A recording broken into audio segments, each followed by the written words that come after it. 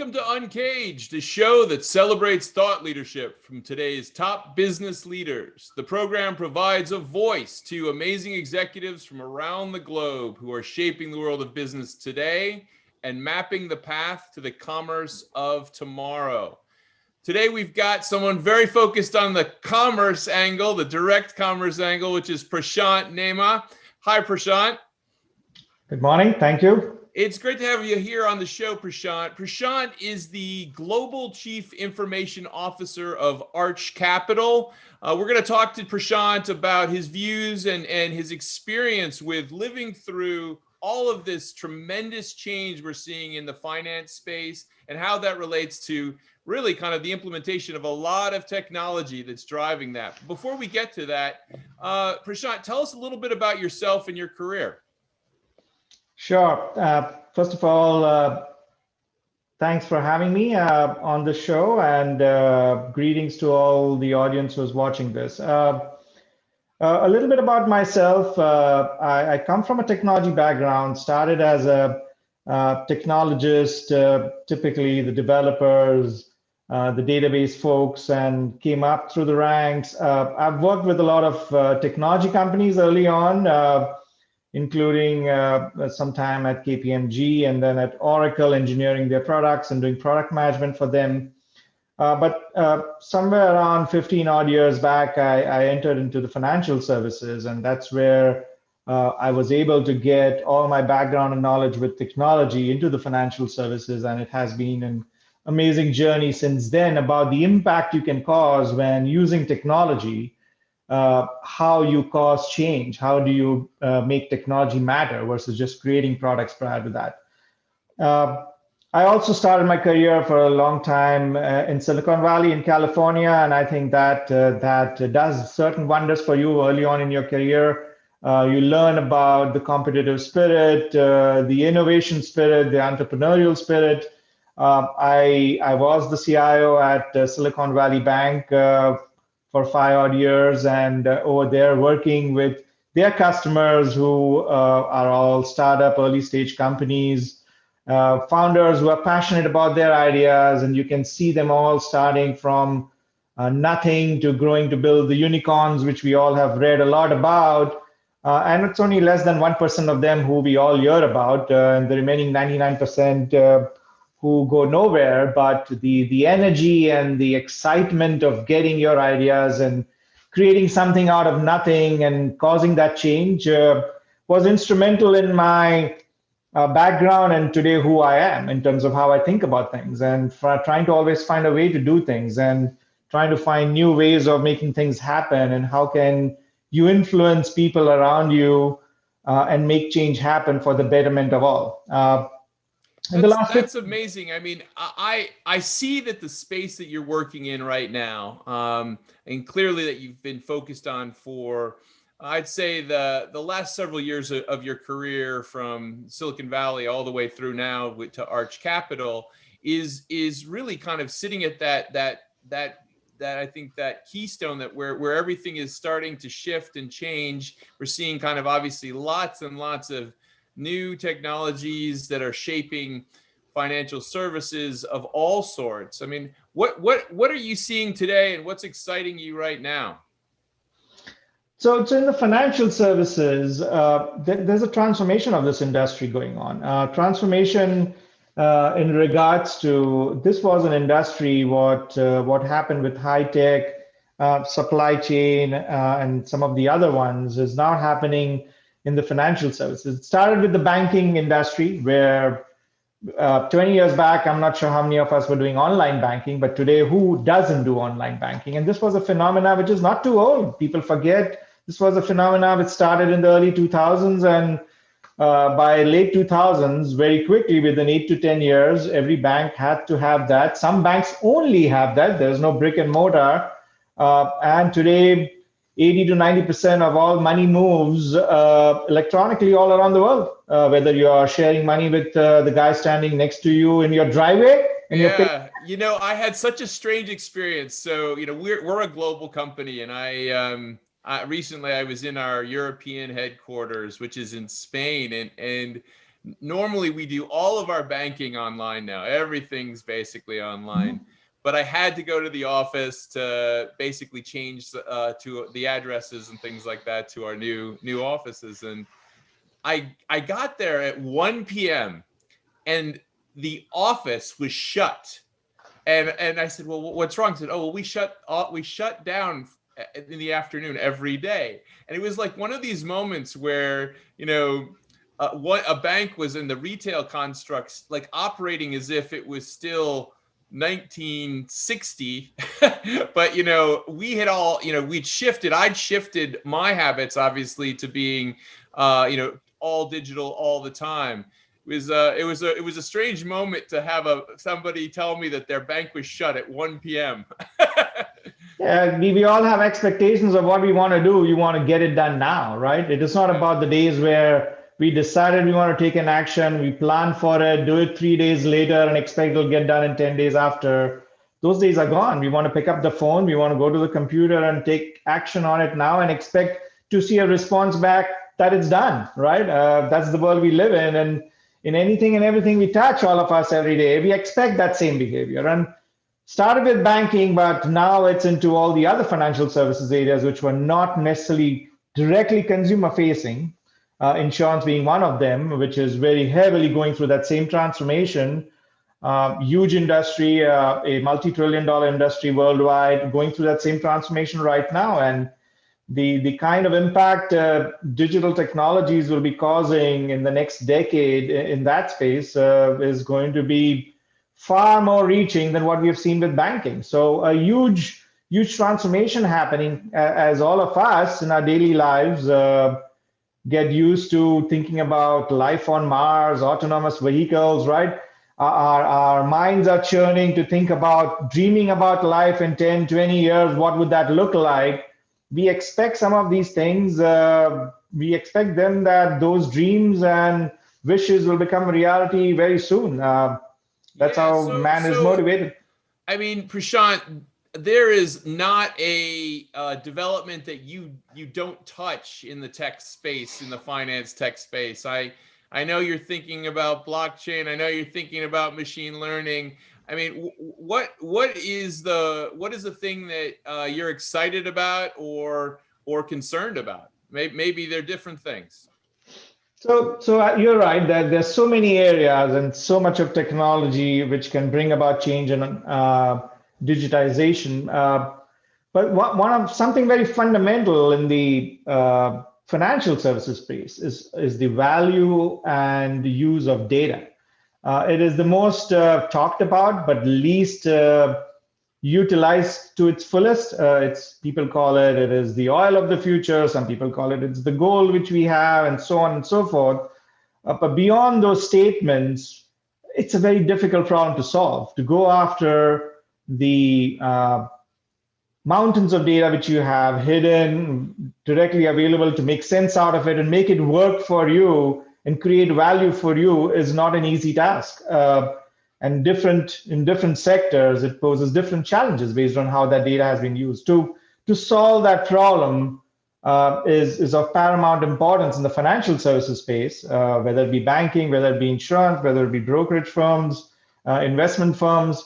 Same problem. They want to get a handle on their data and harness the power of their data and make it work for them and do wonders, and hence they can compete with one another, right? Pricing is commodity. Pricing is important on your products, but it's a commodity. If you only compete on pricing, you're going to lose out soon because it is going to eat up on your margins very quickly, right? So the customer experiences which you create based on additional services and enrichment in that experience comes from the wealth of data which we have. And there's so much still to be done in that space with using technologies which you were talking about, and so much more. And I think we've just started that. And what other things that could be done using AI and ML and predictive analytics is in the next 5 years, there's a huge explosion happening in that space. So I love that topic, and the data question comes up in a lot of I would say business verticals that are experiencing change. One, because just individuals want to analyze that information and understand it more effectively. But two, to really operate any type of a machine learning system, you really need to have a better handle on your data and a clear way of getting quality data into the models that you're building. So, I mean, when you think of a good use of data right now, I mean, what would be a good example of maybe one of the challenges that you guys are working on with data specifically, and how to make it work more effectively for you? So in the industry, think about it in the insurance space. I'll draw a compare and contrast. One is when you are signing up new customers, how do you make better decisions about that customer? There's so much data you already have about this customer, if it's a customer who has been with you, or which you can buy, which you can get from third parties to understand that customer, so you can make informed decisions. You can manage your risk with your customer. You can enrich the experience of engagement with your customer because you know so much about them. You can be intuitive with your customer and not ask them for a lot of data, because you can get that about them and make that experience very fruitful with them, very easy and simple with them, saying, hey, this was easy. I could connect with them. I could get on their system and I called them. They knew everything about me and they exactly knew what was going on about me and what I was looking for. People will love that. Besides, you even come to a point of what price you're charging. And if you're charging a couple of basis points more, they'll be happy to pay that because of that amazing experience you created for them. And you make their life so much simpler. Flip of that now, internally in the insurance world, even in banking, underwriting, right? We need to underwrite the business. You need to decide on the risk which you have and hence what price I should be doing. And a lot of that could be assisted with good trusted data again. It is about finding all what you need to know about this piece of business and should you be underwriting it and what are the risks associated and hence what is the right price to be able to price it appropriately based on that risk on the flip of a switch, rather than saying, oh, that's going to take me 2-3 weeks and I have to shove paper all around the whole company through a manual process, versus send it through the systems and let the system do 99% of the work for you. Again, the power of data, so that you are doing it with automation, managing risk, coming up with the best price for the risk which you're underwriting. Power of data. Yeah, that's a great example. I think the rethinking of risk and who is risky, who is not, is a great way that data can be applied. I'm actually hopeful about that. I can imagine you probably had lots of startups when you were at Silicon Valley Bank that probably were wondering why they didn't get money from Silicon Valley Bank, and now you look back and you say, oh, we should have invested in those guys. They're now now it's Zuckerberg or whatever. But the evaluating that stuff and using different models is truly, I think, revolutionary. Some of the models that I've seen still use very kind of archaic data to kind of evaluate credit and things like that. The other thing is also the combination of data and instantly available data, right? So to have that data and to use that data is one thing. And now with the advent of third-party APIs and things available in the cloud, you can actually think about, I will get 8 additional data points and get that in the mix because quickly I can subscribe to those services, hook up with them, go on the cloud, get that, versus, so it's possible. It is quick, it's easy, it's possible to quickly use more of the data versus what you used to do earlier, right? So there are a lot of new opportunities available, services available, and more than you can imagine data in your company and externally available. You need to just put it together in the right models to make it work for you and create that change and impact.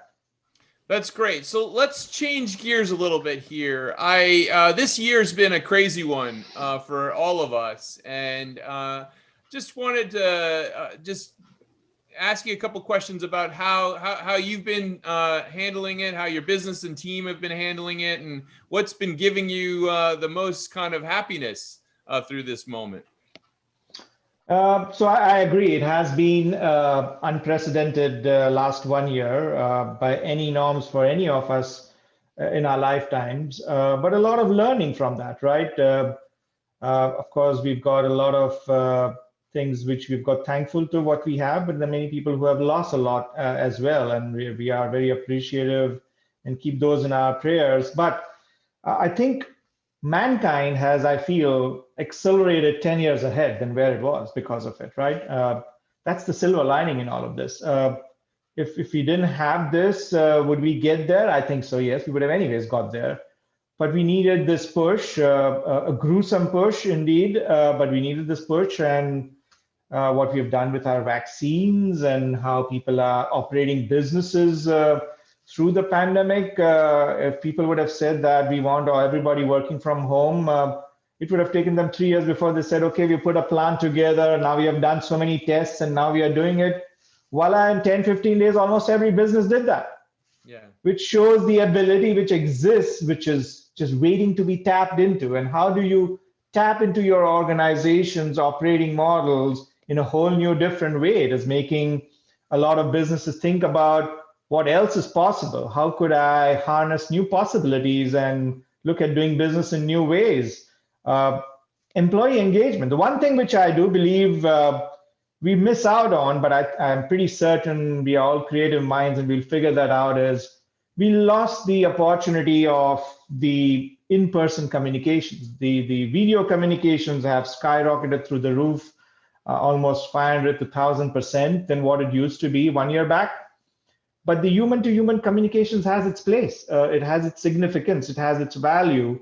And I think the world ahead, a year from now, is going to be this hybrid world where both of these exist.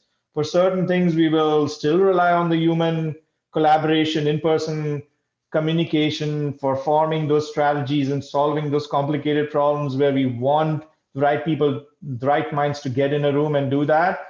And for the rest, we know it works. We saw that happen last 1 year. Let's do more of that, right?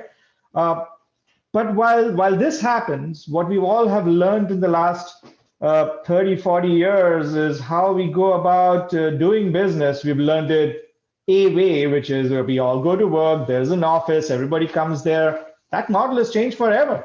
Yeah. Employee engagement and company culture is going to have a whole new meaning going ahead. Yeah, how are you going to have a culture? Yeah, I completely agree. We've seen such an acceleration of change, and I think you just raised a great point, which is not only that companies did it in some ways, how humans are amazing with handling crisis moments, but how it's actually kind of opened up a new pathway for the future. So, I mean, when you think about kind of the big things that your company and you are working on and seeing for the next couple of years, what do you think are real standouts for you? I think there are several things in general the industry will need to do, but I think there are 2 or 3 which are going to be significant at a macro level. Is how does company create and maintain cultures for change, right? Change is here and people realize change is going to keep happening and at breakneck speed. But you need to have a company culture which is catered and geared to accept with open-mindedness such change coming, welcome it, implement it, and thrive in it, right? That is going to be super critical and that will not come easy.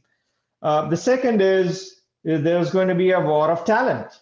There's going to be a war of talent in the sense there's always people who wanted good people and smart people, but how do people work who work digitally, who can make digital change happen? That kind of talent is going to be right up there on the list of everybody who wants them. And this will start from our educational systems who will create more of them. You'll see that starting to change in the educational systems to create more of them. But that will take time. That will come in 5 years, 10 years from now, but you will see that happen.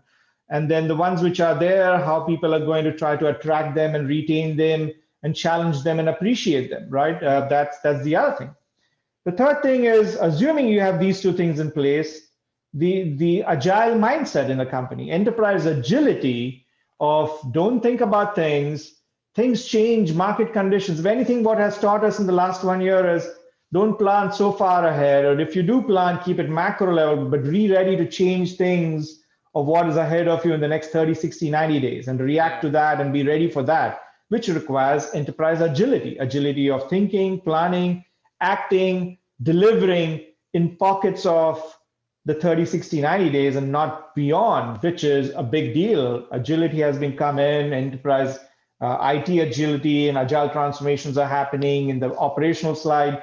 Lean transformations are happening, but there's a lot more to be done, because if all of this is happening at breakneck speed, the internal company has to also operate at the same speed to stay at par and compete and lead the market. Yeah, I listen to your thoughts, and I love it, and I think that for folks that work in technology, a lot of these trends have been evolving quickly for quite some time, right? In the sense that we've seen development take a much more agile approach for years. But I think you're absolutely right. How do you actually operationalize that across the broader enterprise in a way, right? So that everyone embraces that. And I love that thought of, in some ways, maintaining your true north whilst also being able to iterate quickly based on any changes that might happen in the immediate term. That's great. And then the point that you made on talent is, I think, an excellent one. I haven't really heard a lot of people talk about talent enough, but you're absolutely right. We're living through a moment where top talent is going to really think about life in quite a radically different way, don't you think? Mm-hmm, absolutely. Yep. You. If you have, I have a young son who is 21, and he has a whole new view of life than I had when I was 21. And he's a product of the current times. He's a millennium kid who's only seen this part of the millennium on the other side versus the other side. So these kids, a little bit stressful for them who are coming out of schools right now and graduations, because it's not the best of times to land the jobs while you're in the pandemic. But what is going to be needed of them is going to be relentless, and they're going to be needed to be delivering this from anywhere in the world, let alone anywhere in the country. When you're working for the brand and the corporate, with the new office notion very quickly diluting, things are going to be always needed yesterday, and they all are going to be all digital savvy. The notion of studying computer science versus computer science and technology burnt into every stream which is taught is the reality of the day, right? People understanding technology and knowing how to use computer science, whether you're building cars, you're building electronics, or you're building business systems, you name it, you need to have that knowledge. That is almost like knowing the language of English. You need to have that. Absolutely. I mean, it is the language of today and definitely of tomorrow. Well, listen, Prashant, thank you so much for joining us on UNCAGED today. We've been talking to Prashant Nema. He is the Global Chief Information Officer of Arch Capital, and we've been talking to him about really the unprecedented level of change that we've been living through over the last year, as well as a lot of the shifts that we're seeing in the financial sector across the board, and how technology plays a key role in that. Prashant, if folks want to reach out to you, where should they find you? I'm pretty active on LinkedIn. You can reach out to me on LinkedIn and give me a ping, and I'll be happy to connect. Excellent. We've been speaking to Prashant Nema, who is the Global Chief Information Officer of Arch Capital. He's been our guest on UNCAGED, a program that provides a voice to amazing executives from around the globe who are shaping the world of business today and mapping the path to the commerce of tomorrow. Thank you so much for being on the show, Prashant. Thank you very much. God bless.